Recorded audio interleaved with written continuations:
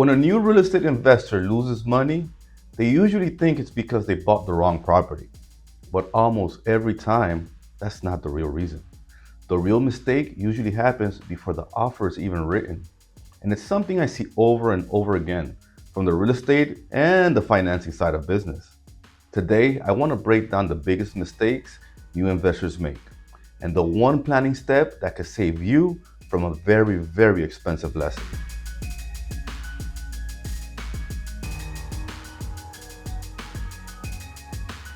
Before we jump in, I want to be very, very clear about my perspective. I'm not here pretending to be a full-time investor. I'm a real estate agent and a mortgage professional, which means I sit with investors before they buy, while they're structuring their deals, and sometimes after things don't go as planned. I see the numbers, I see the loan terms, I see where assumptions break, and I see the same mistakes over and over again, regardless of whether the market is hot or slow. And that's what this video is about, patterns that cost people money. This is where most problems begin. The new investor falls in love with the idea of the deal. They get excited about the property.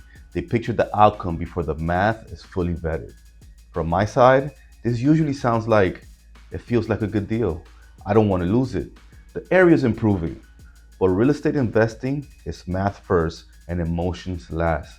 If your numbers only work when everything goes perfectly, that's not an investment, that is a gamble. Strong investors assume delays, they assume repairs, they assume friction. And if the deal still works after that, then it's worth moving forward.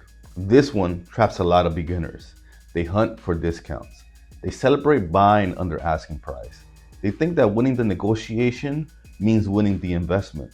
But price alone doesn't make the deal good. I see people buy cheaper properties in weaker locations, higher turnover, more repairs, more stress, all because the price felt attractive. A slightly higher purchase price in a stable area will almost always outperform a cheap deal in an unstable one. Good investors don't chase price, they chase long-term performance. This is one of the most expensive misunderstandings that I see. The idea that rent minus mortgage equals profit. That formula ignores reality.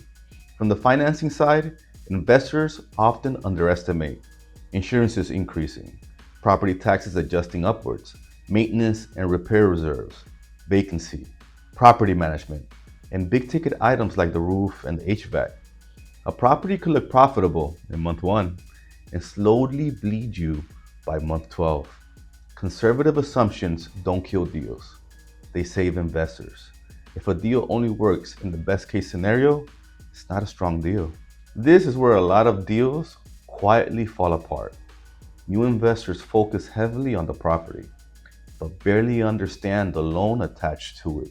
I've seen short-term loans treated like long-term solutions, refinance plans that only work if rates cooperate, payments jump unexpectedly, exit timelines fall apart. Here's the truth most people don't talk about. A good deal with bad financing can still sink you. The loan is part of the investment, not an afterthought. And this is the biggest mistake I see, and it's the most dangerous one.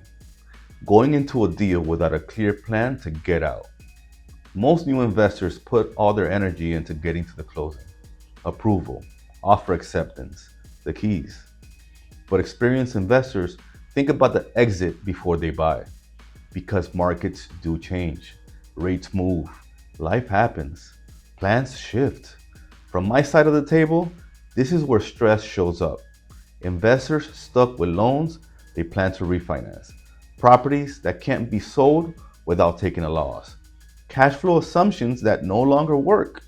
If you don't know how you exit the deal before you buy it, you're not investing, you're hoping. Before you make an offer, you should be able to answer 3 questions. First, what is the primary goal with this property? Cash flow, appreciation, recycling capital?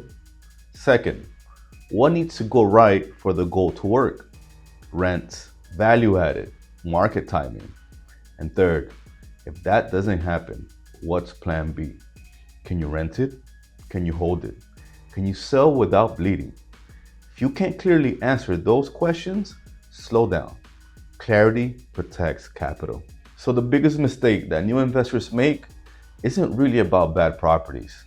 They're about letting emotions drive their decisions, chasing the price instead of stability, understanding the real costs, ignoring financial risk, and skipping the exit plan entirely.